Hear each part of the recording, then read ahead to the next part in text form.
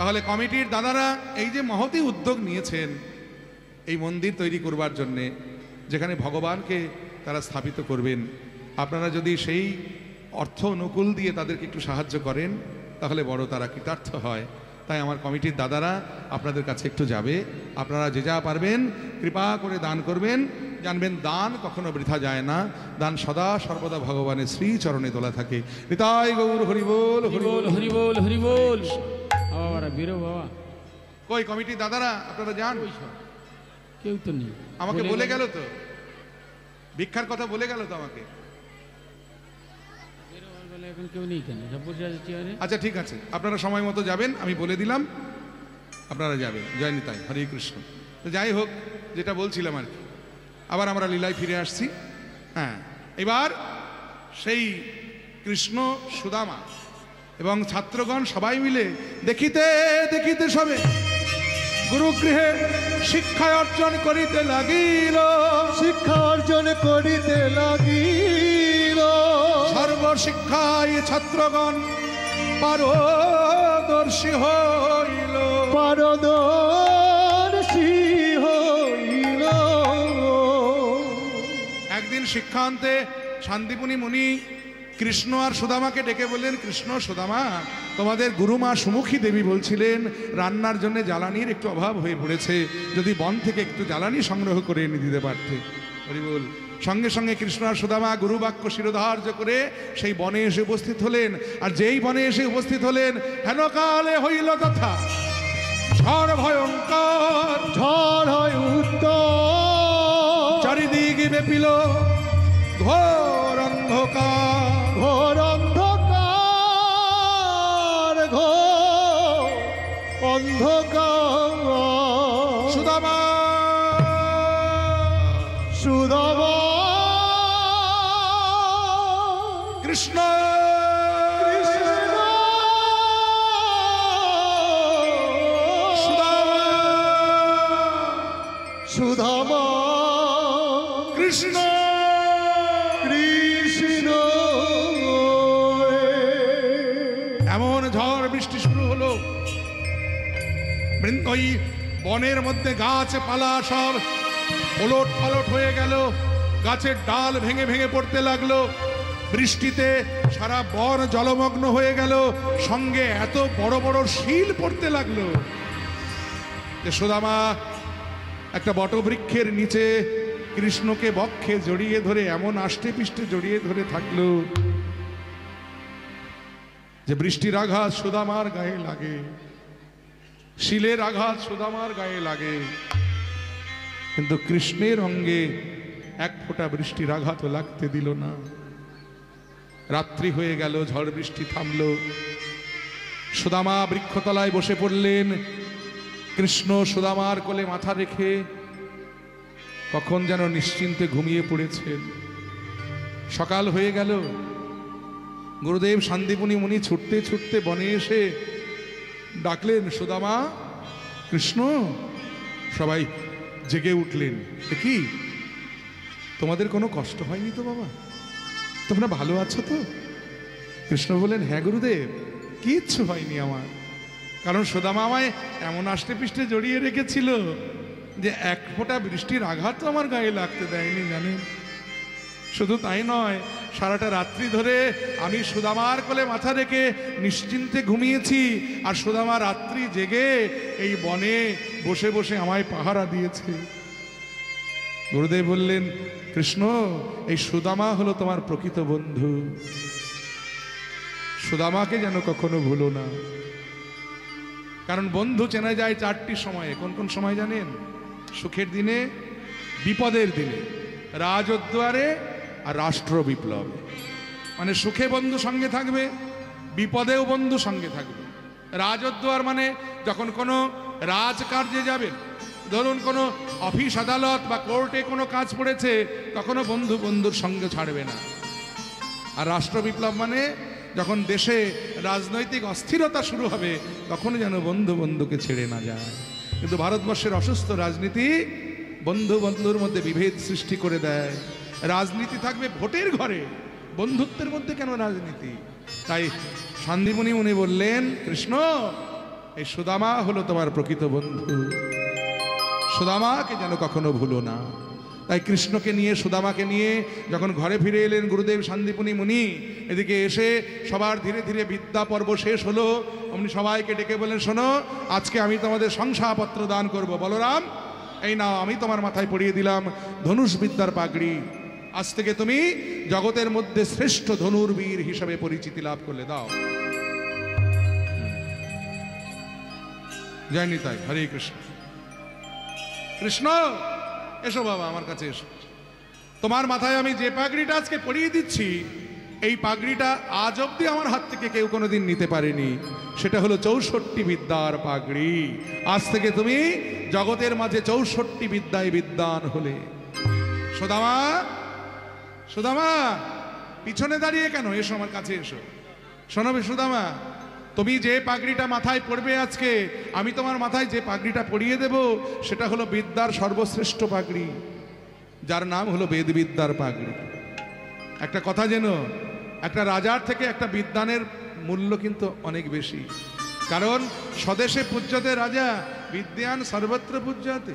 অতএব আজ থেকে তুমি হলে বেদবিদ্যার পণ্ডিত। তবে একটা কথা রেখো বাবা, আমার এই কথাটা তুমি শুনে চলো, জীবনে কোনোদিন যেন তুমি মিথ্যার আশ্রয় নিও না।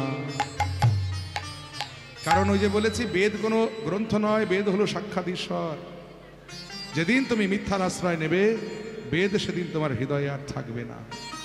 সুদামা গুরুদেবের চরণে হাত দিয়ে গুরুদেবকে কথা দিলেন, গুরুদেব, যতদিন আমি জগতের বুকে বেঁচে থাকব, আমি সত্য বই, মিথ্যা বলবো না। ছেলে বিদ্বান হয়ে ফিরে এসেছেন। সঙ্গে সঙ্গে সুদামার বাবা ছেলের বিবাহের ব্যবস্থা করলেন। ওই পাশের পাড়াতে সুশীলা বলে একটা মেয়ে, রূপে গুণে একেবারে লক্ষ্মী সরস্বতী, তাকে পছন্দ করে নিয়ে এলেন। সুশীলা নামেতে কন্যা, রূপে গুণে সম। সুশীলা নামেতে কন্যা, রূপে গুণে সম। সুশীলা নামেতে কন্যা, রূপে গুণে সম। বিধি গুণে ছিল তারে অতি নিরূপম। বিধি গুণে ছিল যারে অতি নিরূপম। শুভ দিনে শুভক্ষণে বিবাহ হইল। শুভ দিনে শুভক্ষণে বিবাহ হইল। পাড়া প্রতিবেশীর মনে আনন্দ বাড়িল। পাড়া প্রতিবেশীর মনে আনন্দ বাড়িল। উলধ্বনি শঙ্খধ্বনি করে নারীগণ। উলধ্বনি শঙ্খধ্বনি করে নারীগণ। হরি হরি হরি বলে যত ভক্তগণ। হরি হরি হরি বলে যত ভক্তগণ। এ আনন্দ ধরে না, আনন্দ ধরে না। সুদামার বিয়ের দিনে আনন্দ ধরে না। সুদামার বিবাহেতে আনন্দ ধরে না। এ বিয়ে বাড়ির আনন্দ বলে কথা, সে তো হবেই, হই হুল্লোর আনন্দ, কিন্তু সেই আনন্দ বেশি দিন চিরস্থায়ী হলো না। কারণ দেখতে দেখতে কিছুদিন যেতে না যেতেই সুদামার পিতৃ মাতৃ বিয়োগ হয়ে গেল। এতদিনে সুদামা বুঝতে পারলেন কত ধানে কত চাল। কারণ একে তো সত্যবাদী সুদামা, গুরুদেবকে কথা দিয়ে এসেছে, জীবনে কোনোদিন মিথ্যা বই সত্য বই মিথ্যা বলবে না। কিন্তু এই সংসারের এমনই নিয়ম যে সংসারে বেঁচে থাকতে গেলে পদে পদে মিথ্যার আশ্রয় নিতে হয়। হরি বল। আস্তে গো মায়েরা, এত চেঁচামেচি করলে কি করে হবে? দান করছো করো, কিন্তু তাই বলে এত চেঁচামেচি কেন? লীলা পরিবেশনে ব্যাঘাত ঘটবে তো, একটু আস্তে, কথা কম। জয় নিতাই। নীরবে, একটু নিঃশব্দে। জয় নিতাই। যাই হোক, তাহলে সংসারে বেঁচে থাকতে গেলে পদে পদে মিথ্যার আশ্রয় নিতে হয়। কিন্তু সুদামা কথা দিয়েছে যে সে সত্য বই মিথ্যা বলবে না। তাই সত্যবাদী সুদামা দেখতে দেখতে পিতৃ সম্পদ একে একে সব হারাতে হারাতে হারাতে হারাতে পথের ধারে এসে ঠেকলেন। ওদিকে সুদামার স্ত্রী সুশীলা সারা জীবন শিব ঠাকুরের মাথায় জল ঢেলে শিব ঠাকুরকে বলে এসছেন, হে শিব ঠাকুর, তুমি আমার সঙ্গে যার বিবাহ দেবে তার অট্টালিকা না থাক, ধন সম্পদ না থাক, সে যেন সত্যবাদী হয়। শিব ঠাকুর তার কথাও রেখেছেন। কিন্তু ওই যে সংসার বড় বিচিত্র জায়গা বাবা। এই সংসার সত্যবাদীদের জন্যে নয়। কারণ সংসারে বেঁচে থাকতে গেলে পদে পদে মিথ্যার আশ্রয় নিতে হয়। যখন সুদামা সব হারাতে হারাতে পথের ধারে এসে ঠেকেছেন, তখন নয়নের জলে বদন ভাসিয়ে ঘরের কোণে বসে কাঁদছেন আর বলছেন, আবার কি খেলা খেলিবে শ্রীহরি, কি খেলা পড়িল মনে। আবার কি খেলা খেলিলে শ্রীহরি, কি খেলা পড়িল মনে। আবার কি খেলা খেলিবে শ্রীহরি, কি খেলা পড়িল মনে। আবার কি খেলা খেলিবে শ্রীহরি, কি খেলা করিবে মনে। লীলাম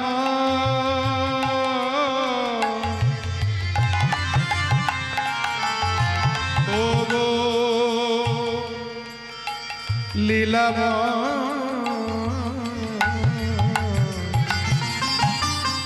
লীলাময় তুমি ও গো শ্রী হরি। লীলাময় তুমি অগতি হরে। তোমার লীলা বুঝিব কেমনে, আবার কি খেলা খেলিবে শ্রীহরি, কি খেলা পড়িল মনে। আমার কি খেলা খেলিলে শ্রীহরি, কি খেলা পড়িল মনে। ওই সুতা ধরে তুমি নাচা পুতুল,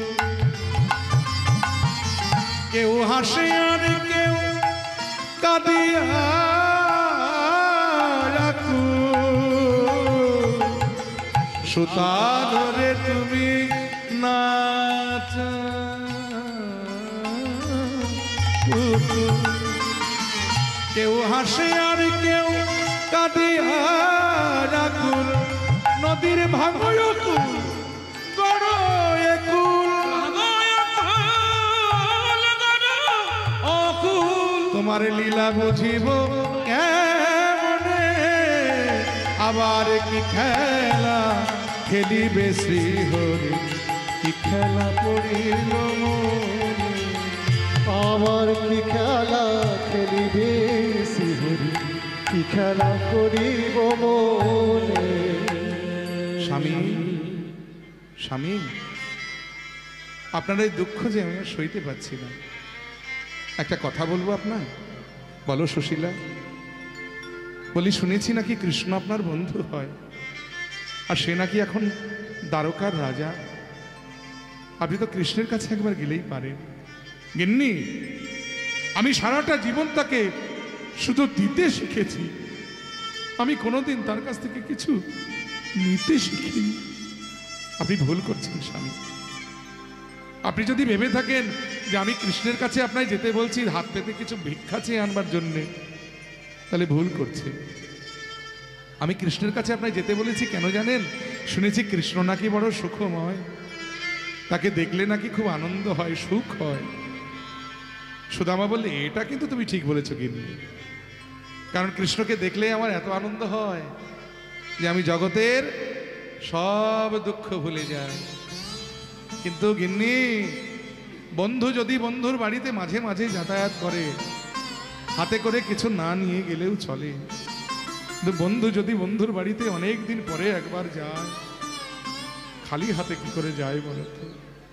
তাই তুমি যদি কিছু এনে দিতে পারো উপহার, যদি কিছু এনে দিতে পারো উপহার। আহা, যদি কিছু এনে দিতে পারো উপহার, যদি কিছু এনে দিতে পারো উপহার। আহা, তবে সে দ্বারকায় আমি করিব গমন। তবে সে দ্বারকায় আমি করিব গমন। আর এই কথা শুনে সুশীলা গ্রামের মাঝখানে এসে দাঁড়ালেন। চারদিকে চারটে পাড়া, ভিক্ষার ঝুলি নিয়ে এসে গ্রামে দাঁড়িয়ে সবাইকে উদ্দেশ্য করে বলেন, ওগো আমায় ভিক্ষা দাও গো নগরবাসী, ভিক্ষা দাও আমারে, ভিক্ষা দাও গো নগরবাসী, ভিক্ষা দাও আমারে। এই মশাই, এ ভালো করে দেখুন তো ওটাকে, কে ওটা? সুশীলা মানে ওই যে সত্যবাদী সুদামা, বেদবিদ্যার পণ্ডিত সুদামা, তার স্ত্রী সুশীলা। কিছু বলবো? বলি, সুযোগ যখন পেয়েছি বলেই ফেলি নাকি? হ্যাঁ, বলি, ও সুদামার বউ, এই যে ও সুদামার বউ, আমরা মিথ্যেবাদী বলে তো একেবারে আমাদের ছায়াও মারাও না, তাই মিথ্যেবাদীদের ভিক্ষা নিতে ভালো লাগবে তো? পাশ থেকে একজন বলে, ধর্মশাই থামুন, কাকে কি বলছেন আপনি জানেন? হলো বেদবিদ্যার পণ্ডিত সত্যনিষ্ঠ সুদামা। ভয় পেয়ে গেছি, ভয় পেয়ে গেছি।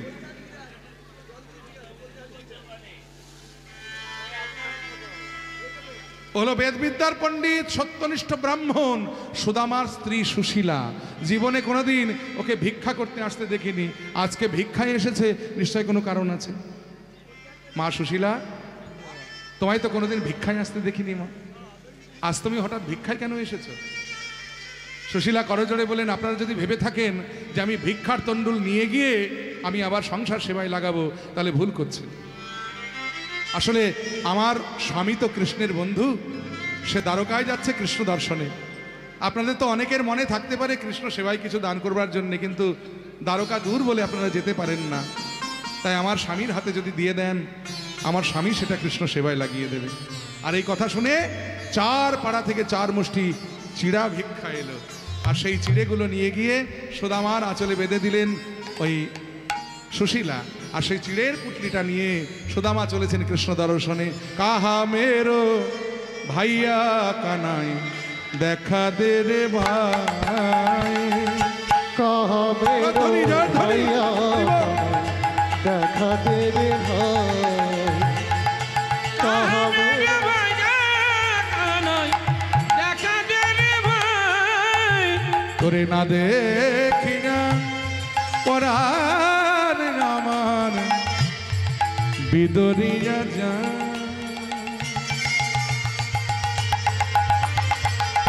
দেখা দে রে ভাই, ওরে কাহা মেরো ভাইয়া কানাই, দেখা দে রে ভাই, আর কাহা মেরো ভাইয়া কানাই, দেখা দে ভাই, কানাই দেখে বরে তোর মুখের হাসি,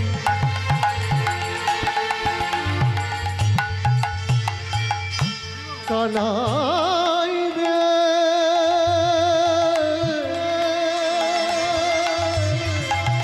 কানাই রে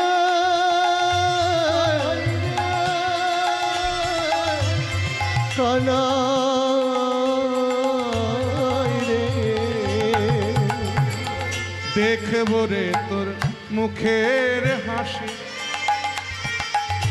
শুনবো রে তোর মোহন বাসি, আরে দেখবো রে তোর মুখের হাসি, শুনবো রে তোর মোহন বাসি, ওরে তাই তো আমি দ্বারকায় আসি, জীবন কান্না জীবন কান্না, দেখা দে রে ভাই, ওরে কাহা মেরো ভাইয়া কানাই, দেখা দে রে ভাই, কাহা মেরো কানাই রে,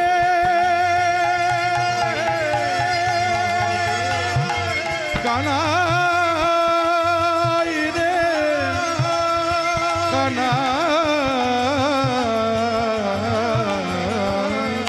কাহা মেরো ভাইয়া কানাই, দেখা दे रे भाई।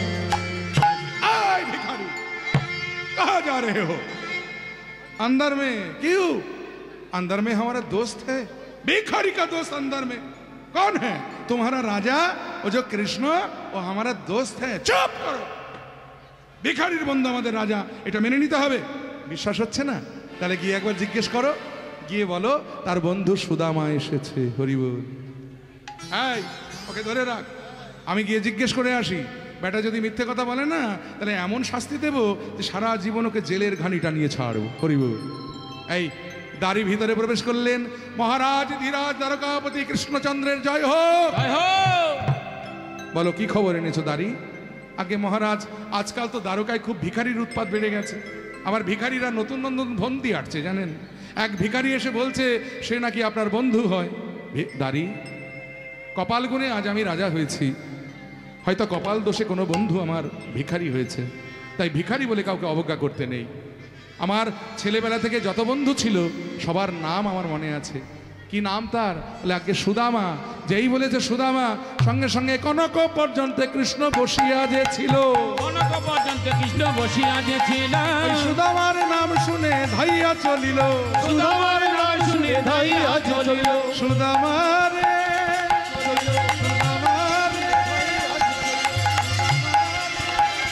সুদামার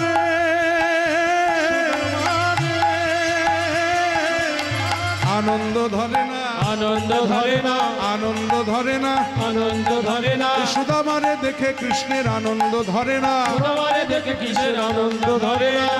সুদামাকে দেখেই অমনি আনন্দে আত্মহারা হয়ে কৃষ্ণদাকে বুকে জড়িয়ে ধরলেন, টানতে টানতে অন্দরমহলে নিয়ে গিয়ে সিংহাসনের উপরে বসিয়ে দিলেন। হরি বল। যে সিংহাসনে ভগবান বসেন সেই সিংহাসনে সুদামাকে বসিয়েছে। রুক্মিণী সত্যভামা জাম্ববতীকে বললেন, যাও সোনার পাত্রে জল নিয়ে এসো, আমার বন্ধু সুদামা এসেছে। আহা, ভগবান নিজের হাতে চরণ ধুইয়ে দিলেন। সেবার আয়োজন হলো। দুই বন্ধু বসে একসাথে সেবা করলেন। সেবা আদি করে এবার বিছানায় শয়ন দিয়েছে সুদামাকে। যে শয্যায় স্বয়ং ভগবান শয়ন করেন সেই শয্যায় সুদামা। ভগবান চরণ সেবা করছে সুদামার। সুদামা বললে, কানাই আমি না তোর বন্ধু হই? সেই জন্যই তো করছি রে। কত দূর থেকে হেঁটে এসেছিস, না জানি তোর পায়ে কত কষ্ট হয়েছে, আমায় একটু করতে দে সেবা। আচ্ছা হ্যাঁ রে সুদামা, মনে পড়ে সেই দিনগুলো, সেই মাঠে মাঠে গরু চড়িয়ে বেড়ানো, সেই কাঁধে চড়া কাঁধে করা, সেই বনের ফল পেড়ে খাওয়া, আবার গুরুদেবের গৃহে পড়াশোনার কথা মনে আছে? আমাদের গুরুমা সুমুখী দেবী কত যত্ন করে আমাদের নিজ সন্তানের মতো করে আমাদেরকে খাইয়ে দিতেন, কত ভালোবাসা দিতেন। আচ্ছা দাঁড়া দাঁড়া দাঁড়া, এই সুদামা, বিয়ে করেছিস তো? গিন্নিটি ভালো হয়েছে তো? কারণ গিন্নিটি ভালো হওয়ার দরকার আছে জানিস তো, নাহলে সংসারে সুখ থাকে না, ভজনে অগ্রসর হওয়া যায় না। কারণ আপনি ধরুন কীর্তন ভক্ত, আপনার গিন্নি ডিস্কো ড্যান্স পছন্দ করে, সংসারে শান্তি থাকবে? থাকবে না। অতএব গিন্নিটি ভালো হওয়ার দরকার আছে। সুদামা বললেন, হ্যাঁ রে, আর কিছু থাক না থাক, আমার ওই গিন্নিটি বড় ভালো পেয়েছি। কারণ আমার গিন্নি সুশীলা সারা জীবন শিব ঠাকুরের মাথায় জল ঢেলে শিব ঠাকুরকে বলে এসেছে, হে শিব ঠাকুর, আমার যে স্বামী হবে তার ধন দৌলত অর্থ সম্পদ না থাক, অট্টালিকা না থাক, সে যেন সত্যবাদী হয়। আর জানিস তো আজ আমি তোর কাছে এসেছি, এর জন্য আমার গিন্নি আমাকে জোর করে পাঠিয়েছে তোর কাছে। বলে, ও তাহলে তুই নিজের থেকে আসিসনি? তোর গিন্নিকে যদি কোনোদিন দেখা হয় না, সেদিন একটা প্রণাম করে বলবো যে আপনি অন্তত বন্ধুত্বের মর্যাদা দিতে জানেন, সুদামা জানেন। যাকগে, আমার জন্য কিছু আনিসনি, ওসব রাখ না কৃষ্ণ। আবার থাকবে কি রে, তুই পণ্ডিত, তোর কি ভুল হয়? হ্যাঁ, এতদিন পরে আমার কাছে এলি, আমার জন্য তো কিছু এনেছিস নিশ্চয়। আমায় কেন দুঃখ দিচ্ছিস? আর কাঁদাস না, হরি বল। ভগবান চিন্তা করলেন এইভাবে হবে না, ছলনা করতে হবে। এই বলে বললেন যে শোন, অনেকক্ষণ এসছিস, একটু আলিঙ্গন দেওয়া হয় নাই, আর একটু আলিঙ্গন দিই। এই বলে দুটো বাহু যেমনই প্রসারিত করে দিয়েছেন, আর সুদামার ওই চিড়ের পুটলিটা বগল দাবা করে লুকিয়ে রেখে দিয়েছিলেন। সত্যবাদী সত্যনিষ্ঠ ওই সরল সোজা মনের ছেলে সুদামা, সে নিশ্চিন্তে দুটো বাহু যেই বাড়িয়ে দিয়েছে আলিঙ্গন দেওয়ার জন্যে, চিড়ের পুটলিটা বেরিয়ে গেছে। আর ভগবান চিড়ের পুটলিটা খুলে বলছে, সুদামা আমার জন্য চিড়ে এনেছিস? আজ আমি বুঝতে পেরেছি তুই আমার কত ভালো বন্ধু। কারণ যেদিন থেকে আমি রাজা হয়েছি সেদিন থেকে বড় লোকের বাড়িতে আমার নেমন্তন্ন হয়, ধনীর ঘরে নেমন্তন্ন হয়, আর ওসব ভালো মন্দ খেতে খেতে আমার মুখটা নষ্ট হয়ে গেছে। আমার মুখে স্বাদ ফেরাবার জন্যে আমার জন্য চিড়ে এনেছিস? সুদামা বলছে, কানাই রে, আমি অত শত ভেবে চিড়ায় আনি নাই, এই চিড়া ভিক্ষা করে দিয়েছিল আমার স্ত্রী সুশীলা।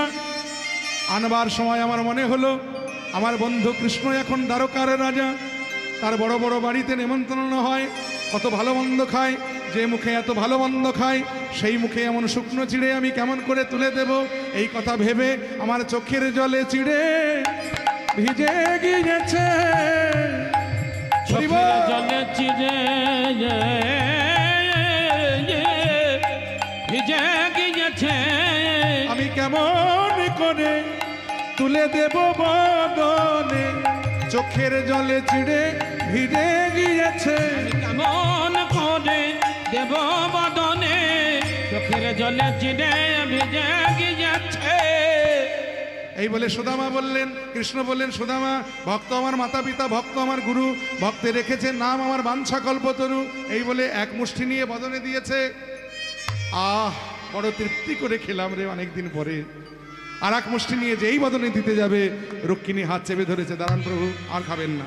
একবার খেয়েছেন, লক্ষ্মী সমর্পিত হয়ে গেছে, এই মুষ্টি খেলেও আমাদেরকেও সমর্পিত হয়ে যেতে হবে, অতএব আমরা পারবো না যে আপনার চরণ ছেড়ে সুদামার চরণ সেবা করতে। হরিবোল।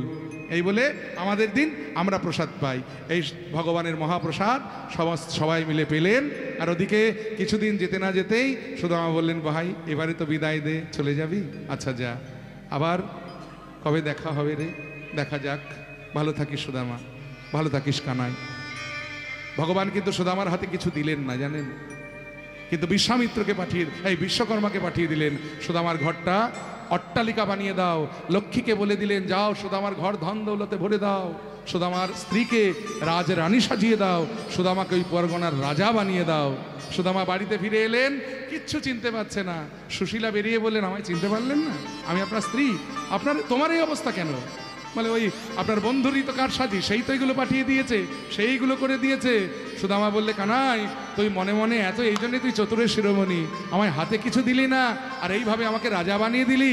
আমি তো রাজা হতে চাই না, আমি তো তোর বন্ধু হতে চাই। তাই পরবর্তী যুগে, কলিযুগে, সেই সুদামা আবার সুন্দরানন্দ পণ্ডিত হয়ে জন্মগ্রহণ করলেন বাংলাদেশের মাটিতে, এবং মহাপ্রভুর সঙ্গে শ্রীবাস সঙ্গনে এসে মিলিত হয়ে মহাপ্রভুর সঙ্গে প্রেম আলিঙ্গন দিলেন। ভক্তগণ সবাই মিলে অমনি হরিধ্বনি করে উঠলেন, ভক্ত আর ভগবানের মিলন হইল, ভক্ত আর ভগবানের মিলন হইল, চাঁদ বদনে সবে মিলে হরি হরি বল, ভজনিতাই গৌরাধে শ্যাম, জপ হরে কৃষ্ণ হরে রাম, নিতাই গৌরাধে শ্যাম, হরে কৃষ্ণ হরে রাম, নিতাই গৌরাধে শ্যাম, হরে কৃষ্ণ হরে রাম, হরে নিতাই গৌর হরি বল, হরি বল, হরে কৃষ্ণ রাধে।